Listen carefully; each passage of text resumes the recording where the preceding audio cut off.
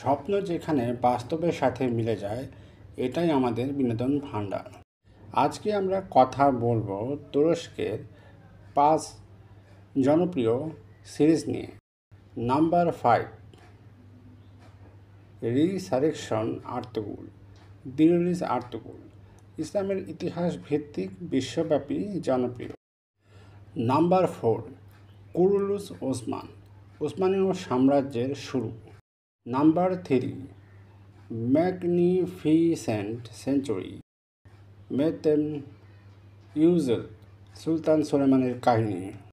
Number 2, the protector, আধুনিক ধাঁচে thriller, নেটফ্লিক্সে hit.